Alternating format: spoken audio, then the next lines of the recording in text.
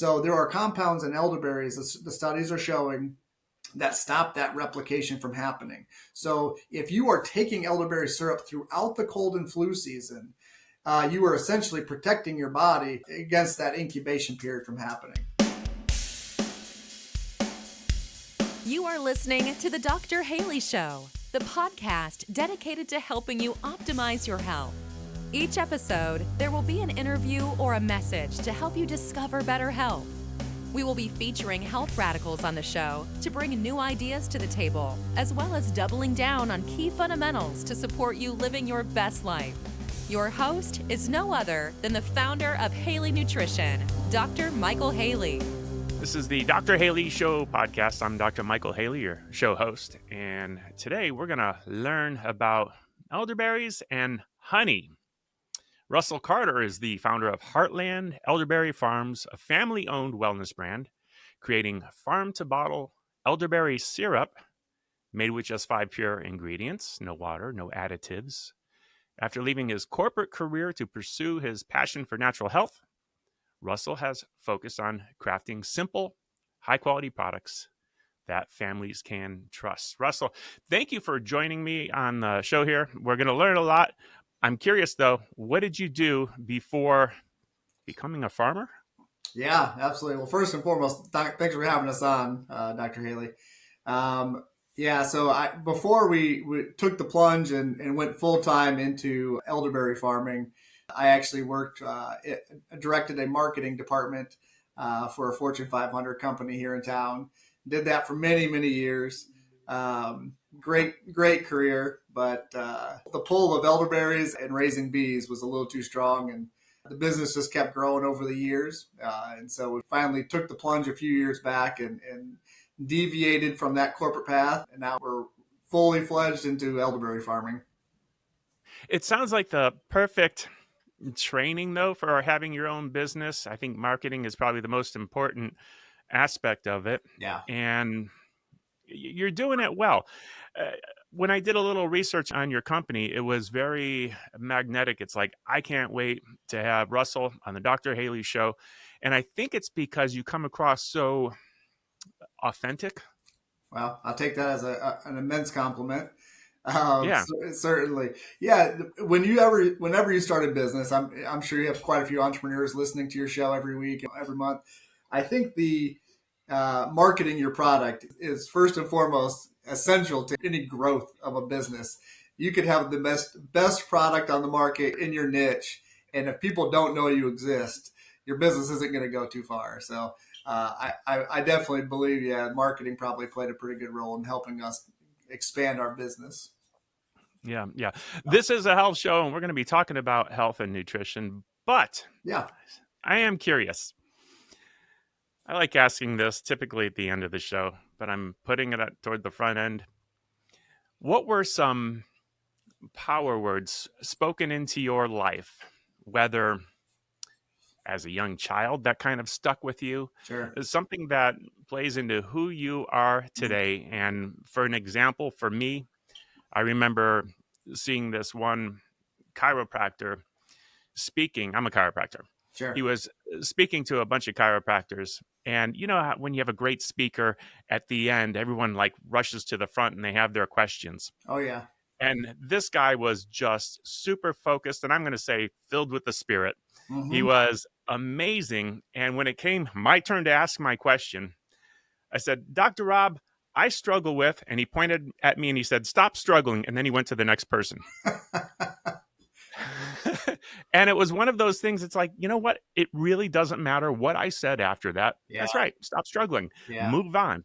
And that was something that I applied to my life ever since. Yes. What are some power words that made you who you are? Now that's pretty powerful. I think that just to hit on what you just said, in the scheme of things, in the grand scheme of life, what we're struggling with here and the now, if we just take a step back and reflect on it, it may not be as big of a deal that we think it is. Life sure is easier if you can live on that and that mantra and that motto there. Some things that my dad always told me growing up, and I think a lot of parents tell their kids this, but It's if you're going to do something and you're passionate about it, do it to the best of your ability. Go into it knowing fully well in your mind that you are going to succeed. If you're truly passionate about something, just go do it and do it well. Don't half-ass anything. Don't make excuses as to why something can't be done. Go do it and just enjoy the process, enjoy the ride, and just enjoy what you're doing if you're going to do it. So I certainly try to live by that. No matter if I was working in corporate America or doing what we're doing now, follow your passion and just do it to the best you can do. So One word that you used there in that a couple times was passion. If you're yeah, passionate about it, follow your passion. And I agree with that because there are so many people that are doing what they're not passionate about for the certainly. paycheck.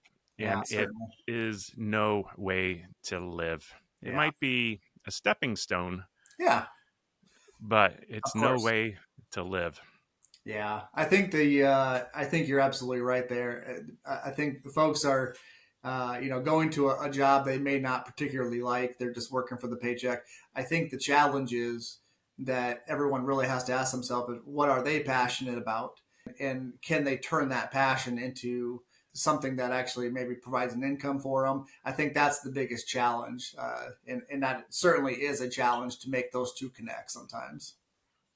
Well, and that's where things like marketing come into play. You look at it and you say, okay, well, there's a lot of different ways to market and there's a lot of different ways to monetize what's going to work. I'm passionate about natural food products all of a sudden and elderberries in particular. Where'd Yes. that come from, the elderberry specifically? Yeah, so I can just give you a quick background on us and kind of the journey that we have taken.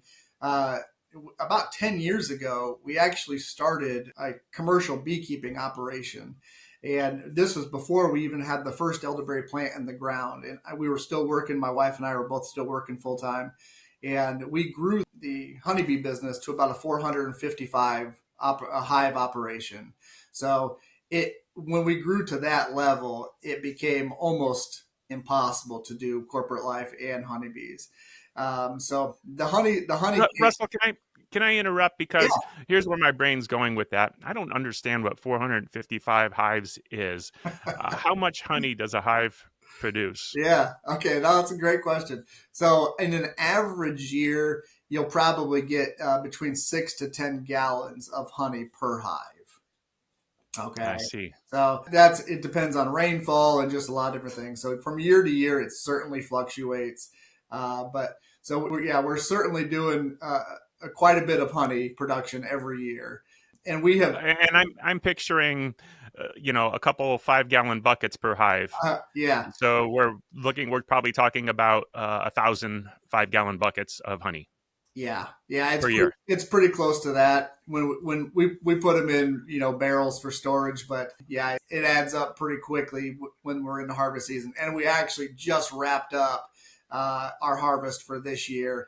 And I think that we're somewhere in that 3 to 4,000 gallon range. So, and we have built over the years, we built such a great local market for our honey. Our local town in Fort Wayne, Indiana has a statewide voters. It's called a Reader's Choice Award, and we've won best honey 3 years in a row.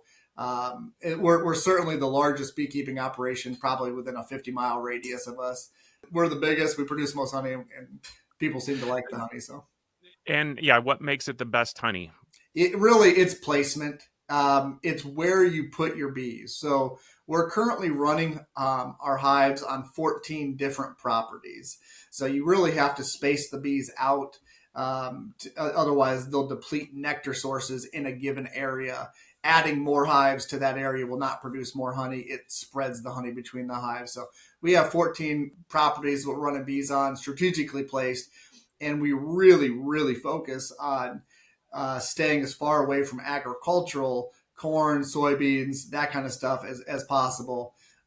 We really hone in on organic farms, alfalfa, clover, wildflower plantings where we can. So the honey is going to be directly dependent on the nectar sources that they're consuming. So if they're going after the soybeans and stuff like that, you're going to get a certain flavor. If they're going after alfalfa and wildflowers, you're going to get a distinctly new flavor. So It really comes down to just being careful where you place your hives.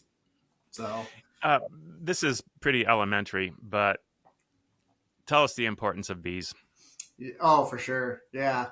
They, Because right now, in the world we live in today, we have to increase awareness. yeah, no doubt about it. So yeah, I mean, I hear from a lot of folks. When I was a kid, we used to have honeybees everywhere. And they're just not there anymore. I cannot tell you how many times I hear that at farmers markets or just in daily conversations with customers. Um, they are going away, really en masse. I mean, we hear it on the news all the time. I think the biggest reason for that is probably habitat loss. There's a couple things. One, there's a couple new pests to the honeybees within the last 20 years.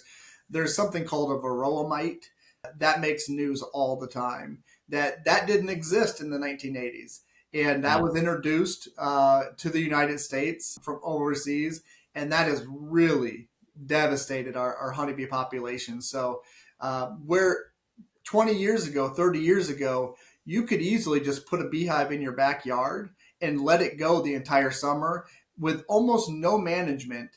And they would do really, really well for you. They'd produce a good crop. They'd make it through the winter, everything else. That is not the case today. If you're going to get into beekeeping, you need to be aware of that there is some management of that beehive that you're going to have to do to be successful, at least. There's varroa mites you have to do. You really have to be cognizant of their habitat, what kind of food is available to them in your area. So all of that kind of plays into it. But yeah, habitat loss and then just a few different pests. Some things have come on the scene to really kind of set them back.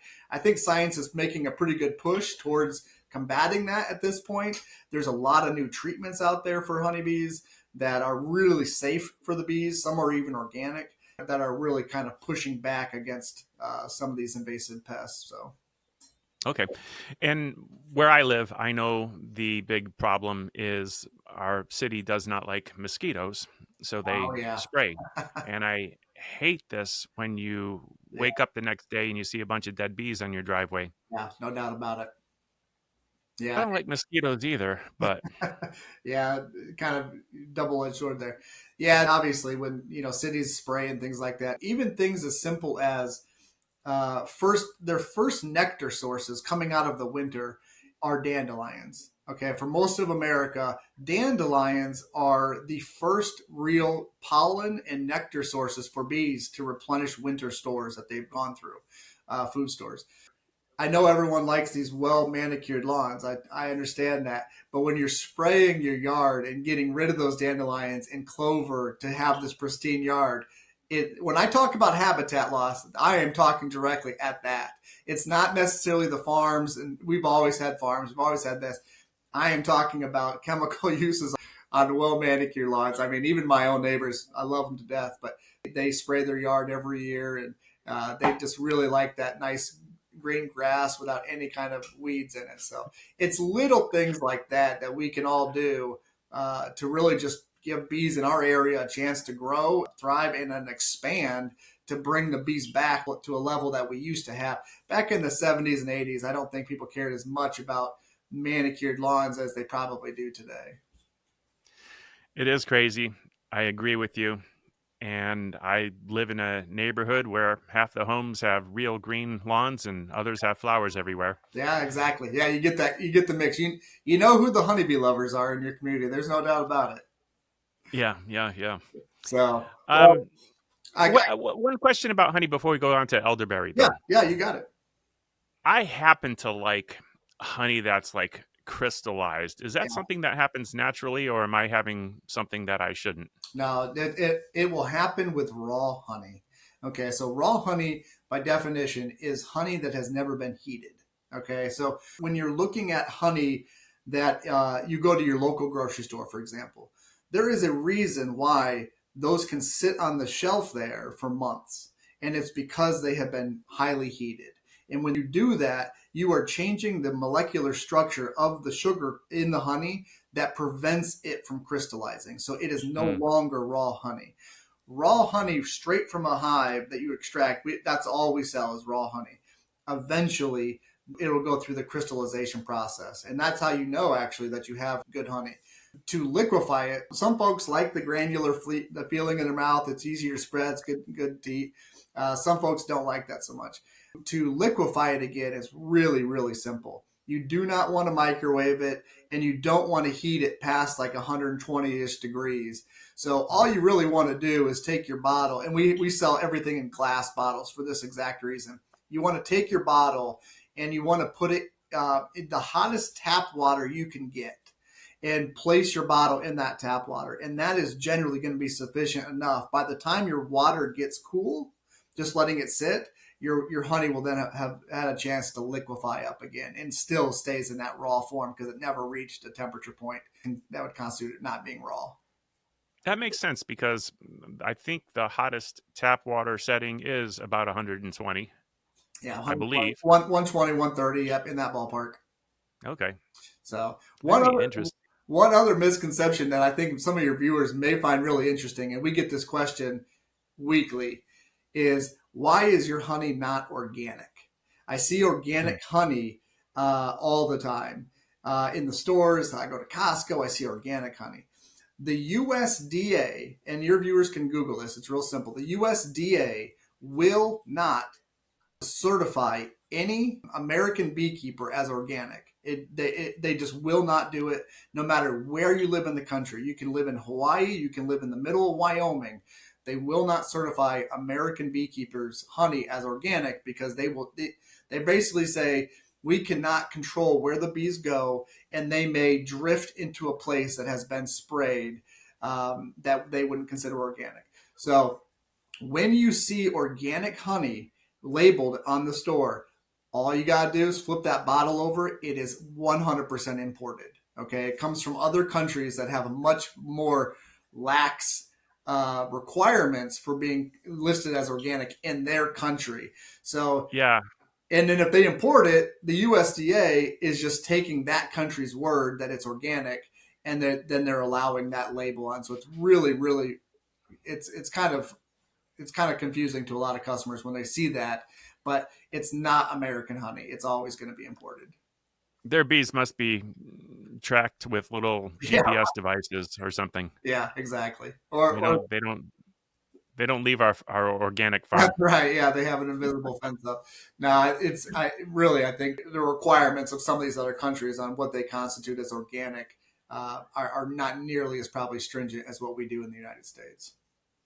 And I know that there's other concerns that it's not necessarily honey. I've read plenty of content talking about fake honey. Is that a real thing? 100%. Yeah. I actually read an article about 3 years ago where they took 31 samples off of the grocery store shelves, 31 samples of honey, and 28 of the 31 contained additives like corn syrups, sugar, all sorts of different things. It's that prevalent in store-bought honey that they're adding things to it.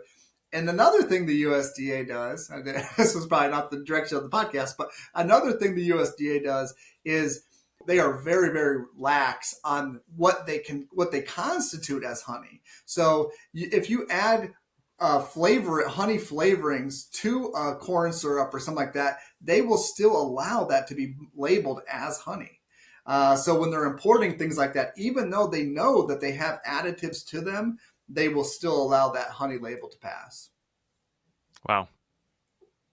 So, wow, that's crazy. Yeah. Buy local. Yeah, for sure. For sure. How long is honey good for? And does it have to be refrigerated? No, it doesn't need to be refrigerated.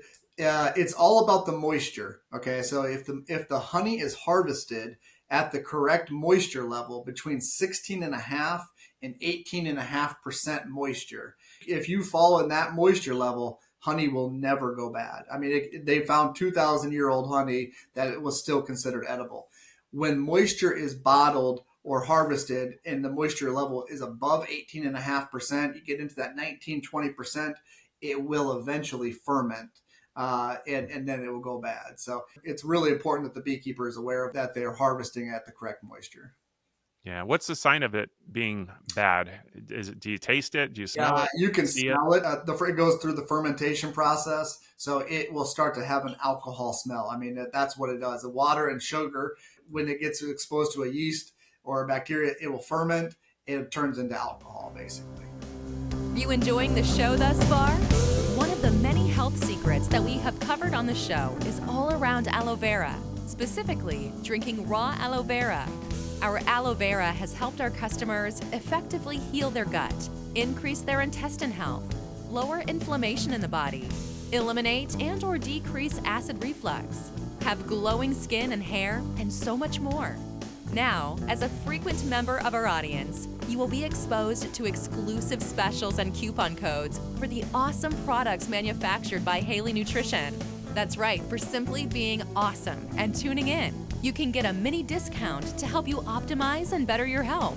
To see how we can help and support you on your health journey, tune into the episodes and listen for coupon codes that you can use at www.haleynutrition.com before you make your orders of raw aloe vera. Once again, it's www.haleynutrition.com. Now, back to the show. Let's talk about elderberries. Yeah. I did a quick search because if I go to wholefoods.com or something like that Sure. and do a search for blueberries, I find blueberries Yeah. and blueberry products. If I search for elderberry or elderberries, I find elderberry products, but not elderberries. Can you eat elderberries by themselves? The answer is yes. There's a lot of, I would call it misinformation out there as far as are you able to eat fresh elderberries? There is, I think the jury is still out on it a little bit. And there's also a distinction between a European elderberry grown overseas in Ukraine and Poland and places like that versus the American elderberry. The level of toxins in the seeds of the berries varieties are different. So a lot of times when you hear, you can't eat fresh elderberries, they'll make you sick. I'll tell you right now, we've been eating fresh elderberries, not in mass quantity, but while we're picking elderberries, we always eat them. And it's never done anything to us. Has never made us sick. Is it similar to the seed, the apricot kernel, where there's, amygdala or something like that, where people suggest that it can be beneficial, but you might get an upset stomach if you consume too many? That's exactly right. Yeah, that's exactly right. And I think probably different people are more sensitive to it than others. I think the consensus is still today that elderberries should be heated to get rid of that toxin. I forget exactly what's in there, but that I think if any searches, I think the experts would probably say it still needs to be heated to some level, not boiling or anything like that, but a soft heat to make them safer would be probably appropriate. But the real reason you're not finding elderberries for mass sale is because elderberry farming is such a niche farming operation still today. It is such a small scale that there's just not enough acres planted of elderberry in this country to supply it. That's the first reason. The second reason is elderberries have such a short shelf life. So if you pick elderberries in the morning, the next day they're already bad. If you don't process them or freeze them same day, they go bad within the first day. So the shelf life, you'll never, no matter what happens in elderberry farming, if the growth continues, you'll never find fresh elderberries in the store just because of the shelf life. Interesting. What do they taste like? Yeah, they're really tart. I would say it's almost like a cranberry. They do have sugars in them, and different varieties that we grow do have higher sugar content. And some of those are a little bit better eating. Most of the varieties we grow, they're actually a tart berry. And they're really small. So I don't know if you've ever seen clusters of elderberry, but the elderberries are about the size of a pea. So they're actually really a small berry. Smaller than blueberries. Oh, yeah. They're probably half the size of a blueberry. Yep. Okay. Mm-hmm. And when I hear tart, I'm thinking maybe high vitamin C, or what's the primary nutrient? Yeah, there's a ton of vitamin C in elderberries, and the antioxidant level is through the roof. I mean, if you look at berries across the board, wild blueberries, for example, have been touted as extremely high in antioxidants that we should be eating. Elderberries have 3 times the level of antioxidants of a wild blueberry. So just incredibly, incredibly healthy for you. And then obviously, throughout the cold and flu season, there's been so much research done on the benefits of elderberry in respiratory health, and just really keeping your immune system at a very high level through the cold and flu season to either prevent illness or to shorten the duration of illness entirely. So there are certainly benefits to taking elderberries and consuming elderberries or elderberry syrup, elderberry products throughout the year because of the antioxidant level, just keeping you healthy. But then certainly through the cold and flu season, just giving you that added immune boost. And you've already, answered this question in what you just said now. And I remember growing up, this is going to date me, but I remember we used to have something called Coke syrup, Uh-huh. which was essentially like Coca-Cola syrup. And our parents would give it to us if we had an upset stomach. Yeah. And we were familiar with cough syrup. Yes. And the syrups, isn't something that we're that familiar with anymore. If we think of, especially when there's a berry in it, if I'm hearing blueberry syrup or strawberry syrup, I'm picturing a stack of pancakes. That's exactly right. Yep. What is elderberry syrup primarily used for? Yeah, it's for wellness. I mean, it's to help your immune system, just working really at a high level for you and then staying at that high level. It's really used for, I would say probably 90%, 80% at least of our business is through the months of September through March. The cold and flu season is where everybody gets back on elderberry syrup. It's consumed daily. You just take a tablespoon or a teaspoon for children. It's delicious. And it's just really taken just to help your immune system go. There's studies out there that will show if you take elderberry syrup at the onset of any kind of illness or anything like that, it will then help shorten the length of that illness or prevent you from being sick altogether. So there is the antioxidants in elderberry, and there's certain compounds that are found only in elderberries and not in other fruit products or berries that actually stop the replication from happening. So if you are exposed to somebody that is sick, you are not immediately sick yourself. There's an incubation period that happens inside your body, right? And that incubation period allows that virus to spread. And then only after it spreads do you feel the effects of being ill. So there are compounds in elderberries, the studies are showing, that stop that replication from happening. So if you are taking elderberry syrup throughout the cold and flu season, you are essentially protecting your body against that incubation period from happening. If you're not, taking it as early on in that process to kind of shorten that is certainly going to help you reduce the length of your sickness. So what I'm hearing is suppressing replication gives your immune system a chance to ramp up against that. You nailed it.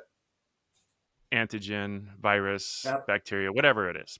You nailed it. And are we specifically talking about viruses or viruses and bacteria? It's viruses, yeah, and bacteria. Colds and flus, yep. Yeah. I am finding this pretty fascinating. I want to tap into something else that you expressed some understanding in: fermentation.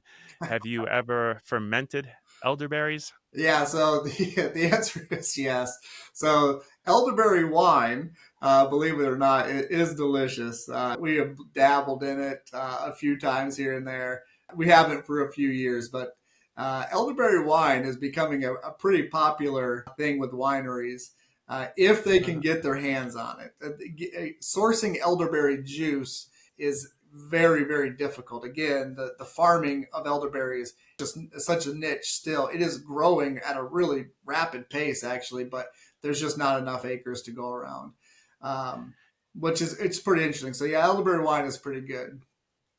And I was thinking it more in terms of almost like a fire cider type of thing. Oh yeah. Like use the scriptures say use a little wine for your stomach and your frequent infirmities. And I think of that when a lot of people will misinterpret that and say, see, we're Yeah. supposed to drink wine. Yeah. Right. But it's specifically, I believe, talking about the probiotic nature of it because Sure. it's for your stomach Yeah. and your frequent infirmities, as we're boosting our immune system, not only with prebiotics, probiotics, but also postbiotics from the fermentation process Yeah. that can support our microbiome and immune system. Yes. And boy, I wonder what that would be like, including some elderberries in my fire cider. Yeah, you certainly could. We do offer, we sell just pure elderberry juice. So on our farm, the berries get picked in the morning and they're processed and juiced the same day. So, and by the end of that day, they're frozen. So it's a very quick turnaround. So the two things we sell and make here on our farm is just pure elderberry juice that would be going right into what you're saying. They're made into additional products like fire ciders, put into smoothies, whatever you have. And then we make the elderberry syrup as well, which is a more finished, ready to consume product. So it is interesting to note because the farming is such a niche, elderberry farming is such a niche thing in the United States. Overwhelmingly, the elderberry syrups that you find, and this is kind of what led us to begin an elderberry farm. We've been consumers of elderberry products for probably 10 to 15 years. My entire family, my mom was taking elderberry products as a girl. She used to go out in the country and just pick them wild, and then they would make them into tinctures and all sorts of things as a child. So we kind of grew up taking elderberry products that way. What you find in the market, and we kind of challenge our customers just to don't take our word for this. You can just go and look on your own elderberry product that you're consuming. Is they are almost always, probably 90% plus, they have added water as the number one ingredient is water. So you're already getting a diluted, less potent product right out of the gate. And they're listing water as there. Not only that, a lot of them have malic acids, raw sugars, preservatives, a bunch of other things added to them. And that is not what we wanted to take as a family. So we have some acres here on the farm. And so we said, you know what? Let's just start growing elderberries for our own use and for our family's use. And that has grown every year. This year, we planted another 3,000 plants in the ground on top of what we already do. Next year, we'll probably do another 5,000 plants in the ground. So we just continue to grow as the demand for the products grow. In our elderberry syrup, as you alluded to earlier in the podcast, it's only 5 simple ingredients. Number one ingredient, 80% of your bottle is a cold pressed elderberry juice. Then the second ingredient is raw honey. The third is fresh ginger juice. So we juice ginger, and that's the third ingredient. Then we add Ceylon cinnamon and star anise. Those are the only 5 ingredients. So there's no dilution of anything. And the reason why folks are adding water, it's kind of a twofold thing. One, obviously, probably think to extend, the quantity of syrup they're getting. But more importantly is they're using a dehydrated berry that is imported. Because so few people are growing it in the United States, you cannot find bulk elderberry juice. You have to grow it yourself, or you have to import dried elderberries. Ukraine and Poland are 2 of the big exporters of elderberry. And as soon as you dehydrate berries, you are losing nutritional value. Anytime you dehydrate something, up to 20% of the nutritional value of that product is lost. And then you're leaving it to the manufacturer of the product to reconstitute it at whatever level they deem fit. So if you look at some of the reviews of competing elderberry syrups, and I would say some elderberry is better than nothing, but a lot of them are saying it's very watery. This is, it's kind of diluted, whatever. So we feel like we have one of the better elderberry syrups on the market because we do not add any water to it.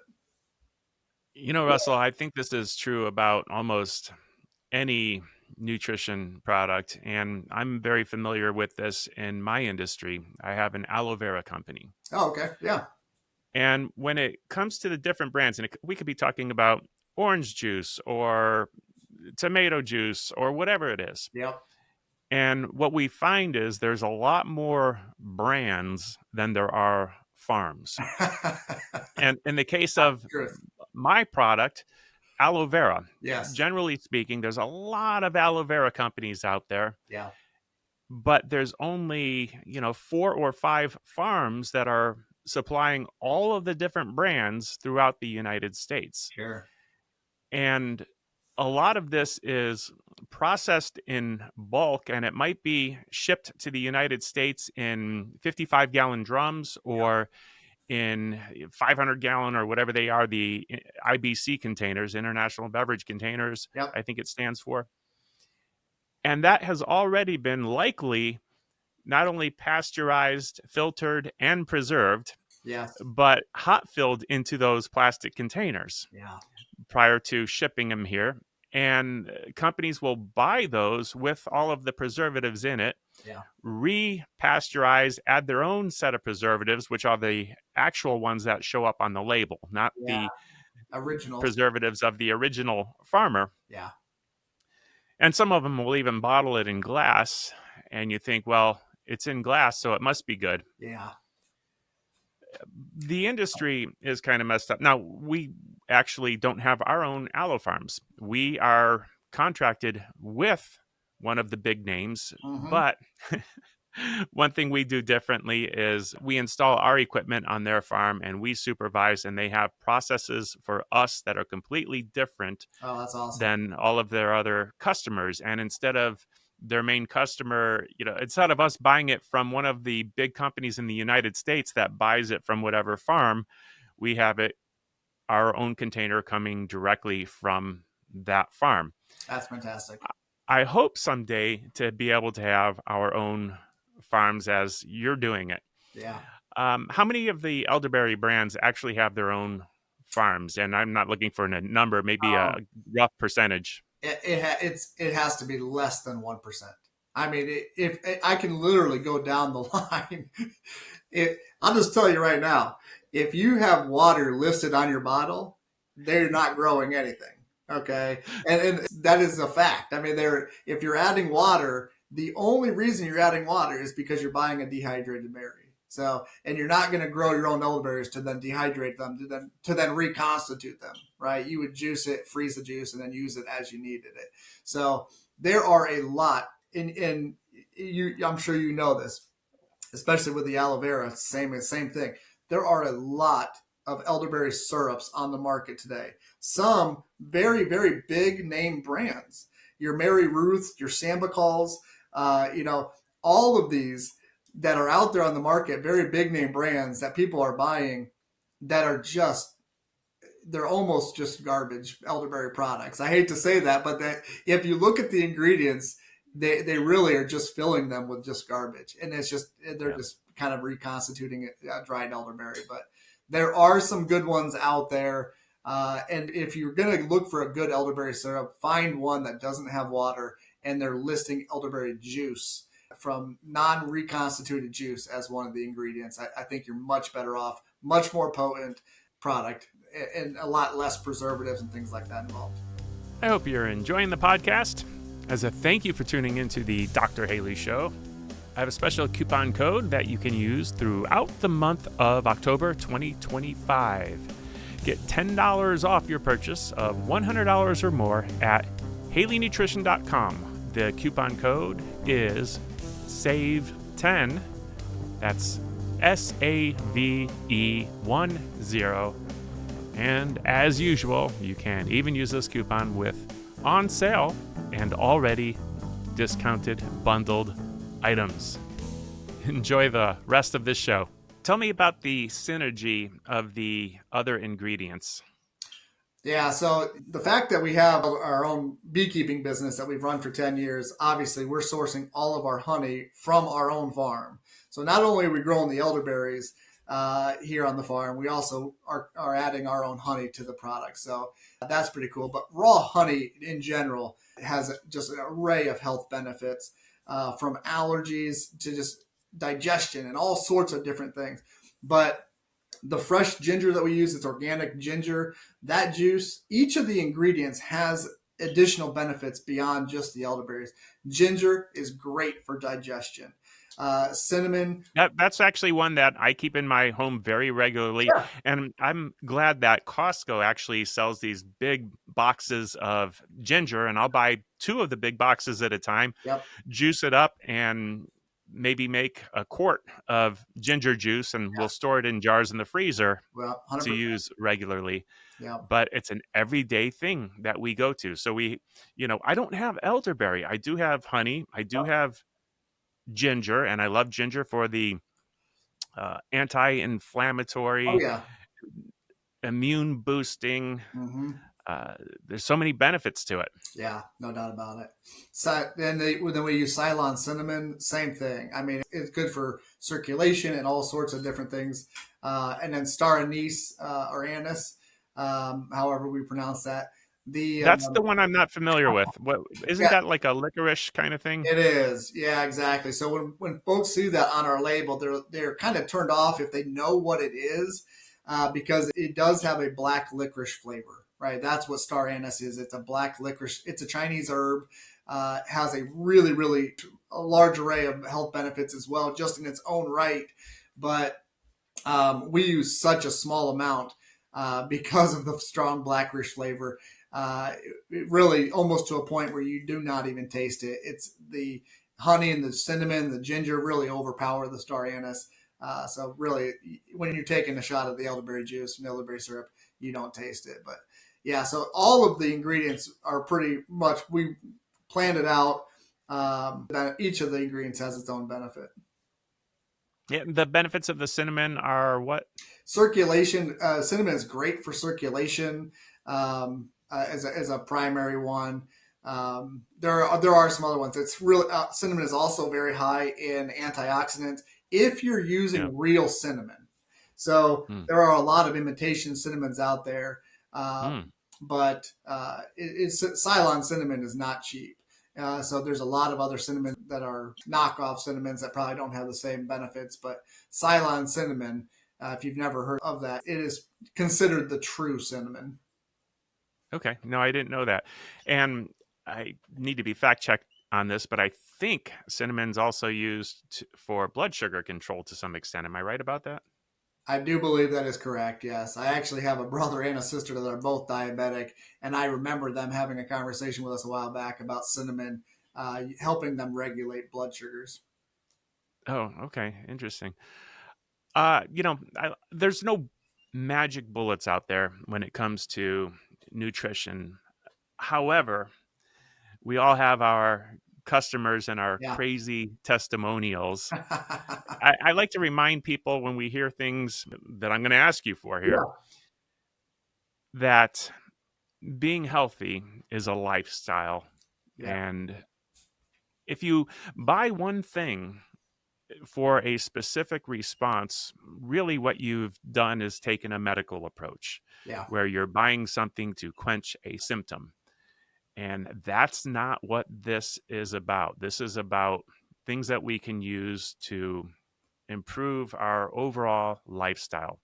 But with that said, Yeah. what are some crazy stories you've heard from your customers? Well, I'm going to touch on what you just said because I'm reminded. I have a very good friend of mine. He's also a chiropractor here in town, and they sell our elderberry syrup in their practice. And I was talking to him one day, and he kind of mirrored what you just said. He put it like this: everything we put in our body is either slightly toxic or slightly helpful. So balance that out every day. Or what you're putting, is it going to slightly benefit you or is it slightly harmful? So it's interesting in that regard. Yeah. Yeah. But have you heard people Oh, say that, they've had seasons where they would always get sick and now they don't anymore? Or what do you yeah. hear? Yeah, for sure. So there are a lot of stories. The people come back and tell us a lot of school teachers, especially this time of year, a lot of school teachers are coming back to us and saying, hey, the first week of school for the last 5 years, 10 years, I have gotten sick every single first week of school. this is the first year I finally got put onto elderberry syrup, and I finally made it through my first week of school without getting sick. So we hear that very often from school teachers. And in that same vein, it's the kids. My kids are always sick the first week of school, getting reintroduced to the germs and things like that. And my kids were not sick this first week of school this year. So Hallelujah. yeah, absolutely. It's like that kind of stuff. It's like, that's what it's all about. It's literally taking something natural that God gave us that has these benefits. It's delicious. The kids can take it. The teachers can take it, and really are just kind of help keeping you healthy. On the more extreme side, and I tell everybody this, we are farmers, right? We grow elderberries and we raise honeybees. We are not doctors. That's just first and foremost, right? We're not the scientists running tests on these things and things like that. So when we hear stories, we love to hear the stories, but at the same time, they're just stories to us that we appreciate hearing. We're not out there touting these stories as a cure-all, right? So one example that really sticks out to us that I think about often, about 3 years ago, I had a lady come to us, actually her husband did, and she had been sick for about 3 weeks, bedridden sick. She could not get out of bed. She had been to the doctor numerous times over that period. They could not figure out what was wrong with her. And she was just ill, very nauseous all the time, had no appetite. And they had heard about elderberry syrup as an immune boosting thing. And they thought, why not? Let's just try it. So they got their bottle of elderberry syrup. A week later, the woman actually came back to us and shared her story with us. And she said she was taking the elderberry syrup, and by day 3, she woke up and she felt amazing. And she's like, I don't know how to explain it, but your elderberry syrup, whatever is in it, did the trick for me. And she's been a customer of ours for years now. To this day, she has no idea what was ailing her. The doctors didn't know what was going on with her. And elderberry syrup, for whatever reason, was the trick that in her mind made her better. And so that's a story that was told to us. We are not touting elderberry syrup as this magic cure for anything, right? It's just, it is immune boosting. We obviously know the facts behind that. But when you hear stories like that, I mean, this woman was in tears coming back to us, telling us a story. I don't know, it's a little moving sometimes when you get customers that are coming back crying to you, telling you that this elderberry syrup has helped them that much. And here we are, like these humble farmers growing this fruit. It's pretty amazing sometimes. I wish I had some in 2020 when I got hit by that thing that was going around at the time. Yes. Yeah. And I threw everything at it, from our aloe vera and all kinds of high vitamin C. And my goodness, I was swallowing spoonful of garlic here and there, and eating everything potent. And not that I would expect a magic bullet, but I wish I had even more support in the form of elderberry syrup, especially if it could slow down viral replication. Yeah, I'm gonna guess you were probably drinking it by the jar. We took elderberry syrup through the entire pandemic. Yeah, absolutely. And our business really took off from COVID. Obviously we would take that back in a second if we could have circumvented those couple of years. But the federal government during that time, oddly enough, with all the pharmaceutical drugs they were trying to throw at us, they really did put some serious dollars behind researching alternative medicines, and elderberry was one of those beneficiaries. And because of that, a lot of really good science has kind of come out about elderberries and the benefits and the replication stoppage and things like that. Kind of really did come out of the COVID era of research that was done. So, oh, that's great. That's great. Do you have any new product plans with elderberry? Yeah, so we have right now the main 2 products. Our flagship product, obviously, is elderberry syrup. A lot of customers were saying, hey, we'd like to buy some just juice from you, mix it in things, make our own concoctions with elderberry juice. So we started selling elderberry juice in the bottles. And then elderberry gummies is probably going to be the next on the line. Oh, so wow. We really like to elderberry gummies is one of those. They're very handy. They're portable. You can take them wherever you're going. You can throw it in your suitcase. You can take it wherever you're out and take your elderberry gummy.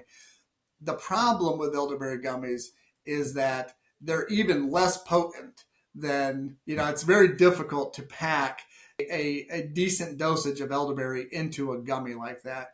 And then the elderberry gummies even have more added sugars and more preservatives. So we are working with a company right now to try to develop a gummy that is just raw honey, elderberry juice, and gelatin, just to get the right mixture. But we don't want to add we don't want to add preservatives or chemicals to it. We really want as pure of a gummy as you can possibly get. And that currently does not exist on the market. The gummies that you buy today are really, it's almost to the candy point. Gelatin, are you talking almost like bone stock? That's one thing we looked at. I don't think that's going to work for us, but that would have been great. Yeah, to have that collagen and that bone stock would have been really good added into the gummy. But yeah, it's gelatin or even fruit pectins we're looking at to try to really get the gummy consistency that has a good shelf life as well. Okay. So now maybe we can get some of these fruity colored cereal companies to start using some elderberry coloring. Yeah, you're absolutely right. I actually have never considered that with everything that they're doing right now with getting all those the additives and the colors out, which is fantastic. I love the movement behind that. But elderberry would be a great color. Pretty expensive, I think, as there's certainly some cheaper food colorings out there. Elderberry is, at least where we are today in today's market, that'd be a pretty costly endeavor. Yeah, is it a good stain though? Like, can you make fantastic. elderberry tie-dyes? It is fantastic, yes. To the point where it is a problem when we're making elderberry syrup. It's like, if you get it on your clothes, if you get it on your apron, it's not coming off. I mean, our aprons are completely stained up when we're making elderberry syrup. So, okay, I just invented a new product for you. It's going to be the merch page of Heartland Elderberry Farms tie-dye elderberry shirts. Oddly enough, Dr. Haley, I just realized I saw a video a couple weeks ago about how tie-dye is made, and I had no idea that their shirts are basically twisted, and I had no clue about that. Yeah, we did that in school growing up. I never Rubber had bands all over these T-shirts, dump them in the buckets. Yep, I And saw that. I didn't have that same experience, but I thought that was pretty cool. Yeah, who knows? Maybe you're onto something there with some elderberry tie-dye. Is there anything else I should have asked you? No, I think you covered it pretty well. I would just tell the viewers, like, look, if you're interested in elderberry syrup, don't take my word for it or what this podcast is about. Don't take Dr. Haley's word for it. Do your own research. Come to your own conclusions about elderberry and elderberry products, right? So if you feel like that is something that you want to take for your family and your family's health, then come on board and let's do it. But then the second thing is, if you feel like elderberry products are right for you, I would then suggest to do your research a little bit deeper on what your elderberry product has in the label, right? So just flip the label over, read the ingredients. And I think you'll be surprised by some high dollar companies doing some pretty marketing and having some dollars spent behind their marketing efforts to put out their product. And I think with a little bit of research, you can find some really, really solid elderberry products that are locally made and grown here in the United States. There are vast differences in quality and potency of elderberry products. Well, that's a good word. Do you have content channels where you're teaching these things? Yeah, so we have our Facebook page is just Heartland Elderberry Farms. We do have an Instagram page as well. And then our website is just at heartlandelderberryfarms.com. And on that website, there's just a breadth of information that we go into a lot of the science behind some stuff and kind of dig into some competitors like, hey, this is why us versus them, kind of look at that aspect of it. Yeah, wow. We'll have links to those for anyone that's looking below the video on the blog page, wherever you are.